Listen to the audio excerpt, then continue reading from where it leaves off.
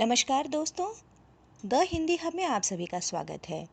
तो आप सभी तैयार होंगे नया रास्ता का दूसरा अध्याय पढ़ने के लिए। लेकिन इसके पहले बहुत ज़रूरी है कि आप नया रास्ता का पहला अध्याय जो आप पहले सुन चुके हैं उसे आप रिवाइज कर लें, उसे एक बार दोहरा लें। तो चलिए कुछ महत्वपूर्ण बातें हम दोहरा लेते हैं। नया रास्ता का अध्याय 1 जो आपने पढ़ा उसमें हमने देखा, आप लोगों ने अच्छे से पढ़ ली होगी, नीलिमा और मीनू। मीनू नीलिमा को नीलू कह लिया, तो उसका पेट नेम समझ लीजिए आप। तो यहाँ पर हमने देखा कि नीलिमा और मीनू दो सहेलियाँ हैं। नीलिमा बहुत सुंदर है, उसके नाक नक्श बहुत ही अच्छे हैं, और मीनू इसके विपरीत, उसका रंग सांवला है, उसका जो कद है मीनू का वो भी बहुत कम है, और दोनों सहेलियाँ बहुत पक्की सहेलियाँ हैं, ठीक है। लेकिन यहाँ पर ये बात होती है कि नीलू जो है वो अपनी सुंदरता को देखकर खुश हो रही है, और दूसरी तरफ मीनू यहाँ जब उसके पास आती है खबर लेकर कि मेरठ से लड़के वाले देखने आने वाले हैं तो बहुत खुश होती है। लेकिन फिर से उसे याद आता है कि बहुत पहले भी कई लड़के आ चुके हैं जो उसे रिजेक्ट कर चुके हैं। फिर वो दुखी हो जाती है। फिर यहाँ पर दो नए कैरेक्टर यानी कि मीनू का भाई और नीलिमा की माँ आते हैं। तो मीनू के भाई का नाम है रोहित, याद रखिए रोहित। वो क्यों आते हैं? क्योंकि यहाँ पर उनकी दोनों सहेलियों के एमए का परीक्षाफल यानी कि रिजल्ट आ चुका है, ठीक है। यहाँ नीलिमा सेकेंड डिवीजन यानी द्वितीय श्रेणी लिखने की प्रैक्टिस करिए कि श्रेणी और द्वितीय कैसे लिखते हैं, और जो मीनू है वो प्रथम श्रेणी में उत्तीर्ण होती है, इसलिए दोनों फिर से खुश हो जाती हैं। तो यहाँ पर हमने अध्याय 1 ख़त्म किया था। अध्याय 2 अब हम शुरू करते हैं। मैंने जो कुछ प्रश्न दिए थे आशा करती हूँ आपने पूरे किए होंगे। कोई भी परेशानी हो तो आप कमेंट सेक्शन में लिख सकते हैं। चलिए तो शुरू करते हैं अध्याय 2। अध्याय 1 में आप जैसे जानते हैं कि मीनू ने बताया था कि दूसरे दिन मेरठ से लड़के वाले उसे देखने आने वाले हैं। तो अब दूसरा दिन शुरू हो चुका है। यहाँ मीनू के पिताजी का नाम है दयाराम जी। याद रखिए दयाराम जी। यहाँ पर एक नया पात्र आपके सामने आ रहा है। जब भी कोई नया पात्र उपन्यास में आपको दिखे तब उसे अंडरलाइन कर लीजिए और नोटबुक में लिख लीजिए। मीनू के पिताजी का नाम है दयाराम जी। अभी लड़के वाले देखने आने वाले हैं, तो घर में बहुत सी तैयारियां हो रही हैं। घर की जो सारी चीज़ें हैं उसे झाड़ पोंछ कर यथास्थान लगाया जा रहा है।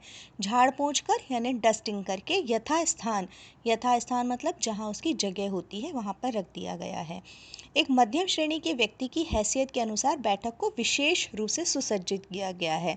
मध्यम श्रेणी, मिडिल क्लास फैमिली, जिनकी जितनी भी कैपेसिटी होती है उस प्रकार उन्होंने बैठक यानी लिविंग रूम, जिसे आप हॉल भी कहते हैं, तो बैठक यहाँ पर ठ देखिए कौन सा है, याद रखिए स्पेलिंग गलत नहीं करनी है। विशेष रूप से खास तौर पे सुसज्जित किया गया है, सजाया गया है। घर में विभिन्न प्रकार के व्यंजन पकवान बनाए गए हैं। बहुत सारी मिठाइयाँ जो हैं वो बाज़ार से मंगवाई गई है। सभी लोग सबकी नज़र जो है वो कहाँ है? दरवाजे की तरफ है, क्योंकि मेहमान जो हैं वो जो मेरठ से आने वाले हैं सब लोग उसका इंतज़ार कर रहे हैं। यहाँ पर जो मीनू की माँ है उन्हें इस बार पूरी आशा है कि इस बार तो मीनू का रिश्ता यानी कि जो लड़के वाले आने वाले हों मीनू को पसंद कर लेंगे और उनका रिश्ता तय हो जाएगा। इसलिए उन्होंने भगवान से कई मनौतियाँ मांगी हैं। मनौतियाँ जैसे मन्नतें, और आप इंग्लिश में जिसे विश कहते हैं, वो मांगी है। यहाँ मनौतियाँ चंद्रबिंदी के साथ, क्योंकि प्लूरल फॉर्म है। कुछ क्षण के बाद यानी कि आफ्टर फ्यू मिनट्स डोरबेल घंटी बजती है। रोहित यानी कि मीनू का भाई जल्दी से दरवाज़ा खोलता है। शीघ्र यानी जल्दी से। मेहमानों का बहुत अच्छे से ग्रैंड शानदार स्वागत किया जाता है। मीनू को देखने के लिए कौन कौन आया है? देखिए यहाँ पर एक प्रश्न आता है कि मीनू को देखने के लिए कौन कौन और कहाँ से आया है। तो इसका आता है कि मीनू को देखने के लिए मेरठ से कौन आया है? पहला अमित, दूसरा उसके पिता मायाराम जी। देखिए मीनू के पिता का नाम है दयाराम और अमित के पिताजी का नाम है मायाराम। कहीं कोई कन्फ्यूज़न नहीं होना चाहिए, ठीक है। तो मीनू को देखने के लिए अमित, उसके पिता मायाराम जी, उसकी माता जी और छोटी बहन मधु। यहाँ पर मधु का स्पेलिंग ध में छोटे ऊ की मात्रा है, ध्यान रखिएगा। उनके आतिथ्य में किसी भी प्रकार की कमी नहीं छोड़ी गई। आतिथ्य में मतलब उनके स्वागत में उनका सत्कार नहीं रखी मीनू के परिवार वालों ने।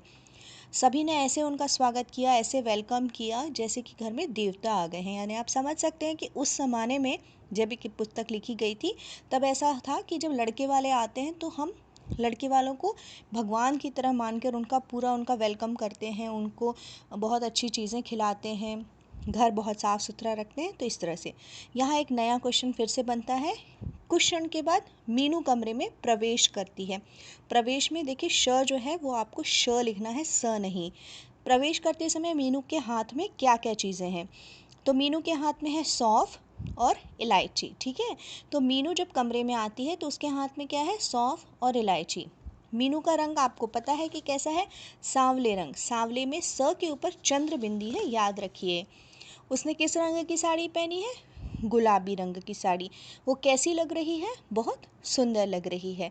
तो अमित के आने पर मीनू ने गुलाबी रंग की साड़ी पहनी है और वो जो आती है जब कमरे में तो सौंफ और इलायची लेकर आती है और बहुत ज़्यादा शर्मा रही है वो। इस तरह से जब लड़के वाले आते हैं तो लड़की शर्मा कर उसके सामने जाती है। यहाँ पर मीनू से बातचीत हो रही है अमित की। अमित पहला प्रश्न पूछ रहा है। यहाँ पर उसने कुछ 2 या 3 प्रश्न पूछे हैं। तो पहला प्रश्न क्या पूछा? अमित ने पहला प्रश्न पूछा, मीनू तुम्हारा एमए का रिज़ल्ट आ गया? आप याद रखिए एमए में एम के बाद बिंदी, ए के बाद बिंदी, क्योंकि हम एमए जो है मास्टर ऑफ आर्ट्स, तो एमए को जो हम लिखते हैं तो बिंदी के साथ लगाते हैं, ठीक है। उसका उत्तर क्या दे रही है मीनू? क्योंकि वो तो बहुत खुश थी, क्योंकि फर्स्ट डिवीज़न यानी प्रथम श्रेणी में पास हुई थी। तो सहज भाव से उसने बोल दिया कि जी मैं प्रथम श्रेणी में पास किया मैंने। दूसरा प्रश्न उसने क्या कहा? दूसरा प्रश्न उसने पूछा अमित ने कि आपको घर के किन किन कार्यों में रुचि है। रुचि र में देखिए कई बार आप लोग करते हैं कि छोटे ऊ की मात्रा और बड़े ऊ की मात्रा में कंफ्यूज होते हैं। यहाँ पर छोटे ऊ की मात्रा है जिसमें कि हम जब र क्यों लगाते हैं तो उसमें सर्कल नहीं आता, ठीक है। दूसरा प्रश्न पूछ रहा है अमित कि आपको घर के किन किन कामों में रुचि है। रुचि मतलब इंटरेस्ट है। तो वो आंसर क्या दे रही है? वो आंसर दे रही है मुझे सिलाई, बुनाई, कढ़ाई, खाना बनाना, पेंटिंग। यहाँ 5 चीज़ें उसने बताई हैं। सिलाई स में छोटी ई की मात्रा और बड़ी ई, ठीक है। सिलाई यानी स्टिचिंग, बुनाई बुनाई यानी जो स्वेटर आप बुनते हैं वो, कढ़ाई यानी एम्ब्रॉयडरी जो सुई और धागे से होती है, खाना बनाना, कुकिंग, पेंटिंग तो आप जानते ही हैं। तो ये 5 चीज़ें वो बता रही है कि इन सब चीज़ों में और इसके अलावा भी हैं उसे पसंद है। अभी तीसरा प्रश्न पूछ रहा है वो अमित उससे, क्या तुम संयुक्त परिवार में मेरे माता पिता व बहन के साथ रहना पसंद करोगी? देखो ये तीसरा प्रश्न है, संयुक्त परिवार, जॉइंट फैमिली, ठीक है। तो इसका उत्तर दे रही है मीनू। मीनू ने अपनी गर्दन झुका के हाँ कह दिया। ये 3 प्रश्न बच्चों बहुत अच्छे से याद रखने हैं। आपको यहाँ पर प्रश्न बनता है, ठीक है। उसका उत्तर उसने जैसे ही हाँ दिया तो अमित की क्या प्रतिक्रिया थी, कि अमित को कैसा लगा? अमित को सबसे बड़ी इच्छा अमित की जो थी वो यही थी कि उसकी शादी ऐसी लड़की से हो जो उसके माता पिता के साथ ठीक से रहे और उनका रिस्पेक्ट करे, उनका आदर करे, सत्कार करे। तो मीनू ने जैसे ही हाँ कहा तो अमित बहुत खुश हो गया। अमित जो था वो उसके नेचर की वजह से उससे इम्प्रेस हो रहा था और जो मीनू थी उसका सांवला जो रंग था उससे उसको कोई इतना ज़्यादा फ़र्क नहीं पड़ रहा था, लेकिन उसका जो एकदम इनोसेंट भोला सा चेहरा था वो उसे पसंद आ गया था, ठीक है। तो अमित को कौन सी बातें उसकी पसंद आई और किस वजह से उसने उसे मन में उसके भोला सा चेहरा आ गया, आपको याद रखना है। अभी यहाँ पर जब वो दोनों बात कर रहे हैं यानी अमित और मीनू आपस में जब बातें कर रहे हैं तब कमरे में देखिए कौन आ रहा है। यहाँ मीनू की बहन। अभी तक मीनू की बहन का कोई जिक्र नहीं था। यहाँ पर नया कैरेक्टर, नया पात्र आ रहा है, मीनू की बहन आशा। मीनू यानी कि मीनू की बहन है एक आशा और एक भाई है रोहित, ठीक है। यानी वो 5 लोग घर में रहते थे। उसके पिताजी जिनका नाम था दयाराम, उसकी माताजी, उनकी बहन आशा और एक भाई रोहित, यानी कि मीनू के घर में 5 लोग थे। अमित के माता पिता भी कमरे में आ गए, यानी कि वो दोनों अकेले में बातें कर रहे थे, अब सारे लोग वहाँ पर आ गए। जैसे ही आशा को उन्होंने देखा, यानी कि अमित के माता पिता ने जैसे ही आशा को देखा तो वो बहुत इम्प्रेस हो गए, क्योंकि आशा जो थी बहुत ज़्यादा ब्यूटीफुल थी एज़ कम्पेयर टू मीनू, कि उसका रंग काफ़ी साफ था। अमित और उसके माता पिता ने आशा से प्रश्न किए। आशा से कुछ क्वेश्चन, जैसे हम जनरली हमारे घर मेहमान आते हैं तो सब बातें करते हैं वैसे ही, तो आशा हर एक सवाल के उनके जो जवाब थे बहुत हंस हंस के दे रही थी। ये बात मीनू की माँ को नहीं अच्छा लगा, क्योंकि वो जानती थी कि लड़की जो है हमारी मीनू, उसकी शादी की बात चल रही है। ऐसा ना हो कि आशा इतनी सुंदर है, रूपवती है, और वो इस तरह से बातें करे तो कहीं कुछ गलत इम्प्रेशन ना पड़ जाए लड़के वाले। कहीं सबको ऐसा डर रहता है कि जब हमारी बड़ी बेटी की बात चल रही तो छोटी बहन थोड़ी अलग रहे। जब ऐसा होता है तो जब लड़का लड़की को देखने आए तो उस समय एक लड़की के लिए परीक्षा का समय होता है। लड़की के हृदय में अंतर्द्वंद, अंतर्द्वंद का स्पेलिंग बहुत अच्छे से याद कर लो, क्योंकि ये आपको एकांकी संचय में भी काफ़ी बार ये वर्ड आता है, ये शब्द काफ़ी बार आता है। अंतर्द्वंद, डिफरेंस ऑफ ओपिनियन, आप लोगों के मन में कि ऐसा होगा कि नहीं होगा, मैं कर पाऊंगी। जैसे आप लोग एग्ज़ाम देते हैं, परीक्षा देते हैं, तो आपको लगता है ना कि कैसा रिजल्ट आएगा, तो मन ही मन में आपके पॉजिटिव नेगेटिव चलता रहता है। इस समय मीनू के लिए भी ऐसी ही सिचुएशन थी, उसके मन में भी ऐसे ही एक अंतर्द्वंद चल रहा था। द्वंद का मतलब वैसे युद्ध होता है, लेकिन जब मन में आप किसी बार का, यानी कि मनुष्य के मन में अलग अलग सी फीलिंग आ रही है कि वो इस चीज़ को फेस कर पाएंगे, पास होंगे या फेल, इस तरह से। क्योंकि ऐसा हो चुका था कि पास्ट में मीनू को कई सारे लड़के देखने आए थे, लेकिन सब ने रिजेक्ट कर दिया था उसको। सब ने उसे पसंद, किसी ने भी उसे पसंद नहीं किया था, तो यानी कि उसके लिए परीक्षा में वो असफल हो गई थी। सफल का अपोजिट, विरुद्धार्थी शब्द है असफल। इसलिए उसके हृदय में ये अंतर्द्वंद और तीव्र हो गया था, और तेज़ हो गया था, तीव्र तेज़ हो गया था। इसी कारण उसके चेहरे पर और अधिक उदासीनता और घबराहट झलक रही थी। यहाँ एक प्रश्न आता है कि जब अमित मीनू को देखने आया, सारे प्रश्नों के उत्तर देने के बाद मीनू के मन में क्यों उदासीनता और घबराहट झलक रही थी। तो आप बता सकते हैं, उसके मन में एक अंतर्द्वंद चल रहा था कि इस बार लड़के उसे पसंद करेंगे, लड़के वाले उसे पसंद करेंगे या नहीं। दूसरी ओर हंस हंस कर बात करके आशा जो है वो अमित के पेरेंट्स से और अमित से सबसे बात कर रही थी। लेकिन यहाँ पर आशा की जो माँ है, उन्होंने उसको क्या किया, उन्होंने कहा, आशा तुम अंदर जाकर इस तरह से बातें क्यों कर रही हो। वो डांट के कह रही हैं अपनी बेटी को। तो इसका जवाब जो है देने की बजाय आशा उनसे सवाल पूछ रही है कि अरे मम्मी, इसमें क्या गलत बात है, वो मुझसे पूछ रहे हैं, मैं जवाब दे रही हूँ। आशा उम्र में मीनू से छोटी है, इसलिए वो नहीं जानती कि मम्मी उससे क्या कहना चाह रही है। तो मम्मी उसकी गुस्सा हो गई है, उन्होंने उसको बोल दिया कि चुपचाप तुम अंदर चली जाओ। माँ के ऐसा कहने पर जो आशा की क्या कर सकती थी, वो घर में छोटी है तो उसे, वो चली गई। लेकिन उसे समझ में नहीं आया कि मम्मी ऐसा मुझे क्यों कह रही है, क्यों मुझे अंदर जाने के लिए कह रही है, क्यों मुझे हंसने नहीं दे रही है। उसे नहीं समझ में आया, और उसके मन में भी ये सारी चीज़ें चलती रही। यहाँ पर फिर अंतर्द्वंद शब्द का प्रयोग किया है। यही अंतर्द्वंद उसके कोमल और नादान हृदय में बहुत देर तक चलता रहा कि जब बड़ी दीदी को देखने लड़के वाले आए और मैं उनसे सवाल का जवाब दे रही थी, तो माँ ने मुझे अंदर क्यों भेज दिया। कुछ समय के बाद यहाँ पर बातें हो गई। अब मेहमान, यानी जो मेरठ से मेहमान आए थे, अमित, उसके मम्मी पापा, उसकी बहन मधु, वो सब उठकर खड़े हो गए। मीनू के पिता दयाराम जी, याद रखिए मीनू के पिता का नाम दयाराम है और अमित के पिता का नाम मायाराम है। मीनू के पिता दयाराम जी ने अमित के पिता से विनम्र निवेदन किया। क्या निवेदन किया? भाई साहब, आपका क्या जवाब रहा, यानी कि आप अपना जवाब बता दीजिए कि हमारी मीनू आपको पसंद आई या नहीं, क्योंकि लड़की के पिता हैं और काफ़ी समय से लड़का ढूंढ रहे हैं। तो यहाँ पर अभी उनके पिता ने देखो क्या जवाब दिया। उन्होंने कहा, हम घर जाकर विचार करेंगे, हम सोच कर बताएंगे आपको और पत्र लिखेंगे। यानी कि उस समय फ़ोन यानी कि नहीं हुआ करते होंगे, तो उन्होंने कहा भाई हम आपको लेटर लिखेंगे, पत्र लिखेंगे, और आपको हम हमारा जो भी निर्णय होगा बता देंगे। और वैसा कह के वो चले जाते हैं। उनके जाने के बाद दयाराम जी कुछ निढाल से होकर सोफे पे बैठ जाते हैं। मतलब अभी सुबह से इतनी तैयारी कर रहे थे मेहमानों की, अब वो थक चुके हैं और वो बैठ गए। तभी उनकी पत्नी यानी मीनू की मम्मी आती है और वहाँ आकर उनसे पूछती हैं। पहले तो उनका चेहरा देखती हैं थोड़ी देर तक, और उनके फेस के जो फेशियल एक्सप्रेशन है, उनके चेहरे के जो भाव हैं, उसको समझने की कोशिश करती हैं। फिर सोचती हैं कि उनके पति क्या सोच रहे हैं। 2-3 मिनट तक सोचने के बाद उनसे रहा नहीं जाता, तो वो पूछ लेती हैं अपने पति से कि अजय, आपको क्या लगता है, मीनू का रिश्ता हो जाएगा या नहीं। कई बार ऐसा होता है ना आप लोगों को भी। तो आपस में ही वो पूछ रही हैं अपने पति से कि क्या लगता है, मेरठ वाले पसंद कर लेंगे।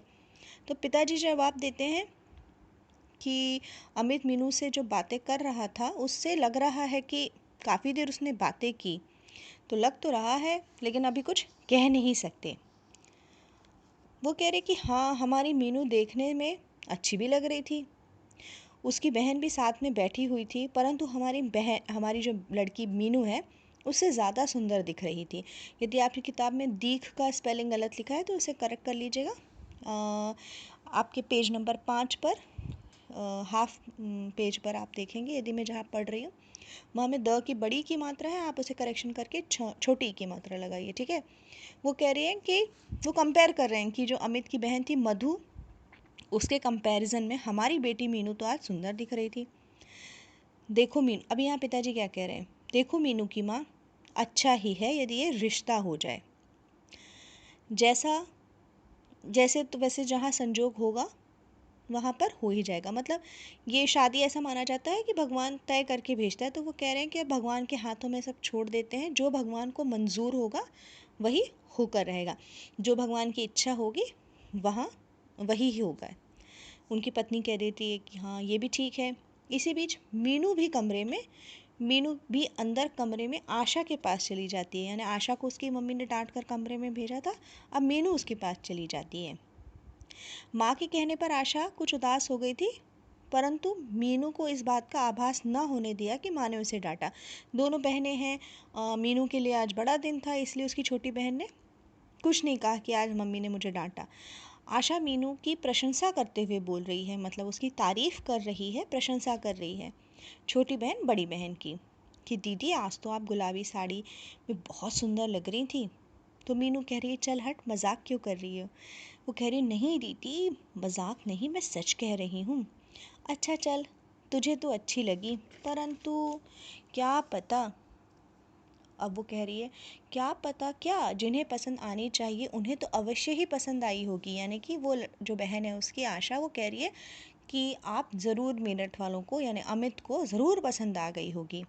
तो मीनू कह रही है देखो अब क्या होता है, अब वो अपनी साड़ी भी चेंज करे क्योंकि मेहमान चले गए हैं, अब वो कपड़े बदल रही है। तो ये इसका दूसरा अध्याय यहाँ पर ख़त्म हो रहा है। एक स्पेलिंग मिस्टेक मैंने आपको बता दी है, वो करेक्शन आप कर लीजिए। और यहाँ पर जो प्रश्न बनते हैं वो यही है कि मीनू का परिवार किस तरह से मेहमानों का इंतज़ार कर रहा था, मेहमान के आने के लिए क्या क्या तैयारी की गई थी, मीनू ने क्या पहना था, मीनू जब कमरे में आई तो वो क्या लेकर आई, मीनू की माँ ने उसकी छोटी बहन आशा को क्यों डांटा, आशा की माँ किस बात को लेकर परेशान थी या क्या सोचकर खुश थी या क्या सोच रही थी। वो ये कह रही थी कि जो अमित की बहन है उसके सामने हमारी लड़की तो अच्छी दिख रही थी। फिर मीनू की जो छोटी बहन है आशा, वो किस तरह से अपनी बहन की तारीफ़ कर रही है, क्या बोल रही है, और इस सब में मीनू के अंदर क्या चल रहा है, मीनू के अंदर क्या चल रहा है, अंतर्द्वंद चल रहा है कि क्या होगा, वो पसंद करेंगे या नहीं। दूसरी तरफ अमित है, अमित ने उससे 3 प्रश्न किए और अमित जो है वो तो बहुत खुश है मीनू को मिलकर, और वो चाहता है कि आगे हम पढ़ेंगे क्या चाहता है, लेकिन फ़िलहाल अमित को मीनू पसंद आ गई है। तो बच्चों ये था दूसरा अध्याय। पहला अध्याय आप पहले वीडियो में सुन चुके हैं, ये है इसका दूसरा। आशा करती हूँ आप इसे अच्छे से एक बार पढ़ेंगे, जितने भी कठिन शब्द मैंने आपको बताए हैं वो पूरी तरह से प्रैक्टिस करेंगे, और हर एक छोटे छोटे प्रश्न जो मैं आपसे बीच बीच में कर रही हूँ उसके आंसर आप एक बार और खुद से करेंगे। इस दोनों अध्यायों के बीच में आपको कोई भी समस्या हो तो आप कमेंट सेक्शन में लिख सकते हैं। तो अगला वीडियो होगा, या तो दोनों पार्ट के कुछ इंपॉर्टेंट क्वेश्चंस में हैं वो मैं डाल दूँगी वीडियो में, या तो फिर हम तीसरा अध्याय शुरू करेंगे। ठीक है, तो अभी इतना ही। तो द हिंदी हब से मैं पायल विदा लेती हूँ। चलिए आप लोग अपना पढ़ाई पर ध्यान रखिएगा। नमस्कार।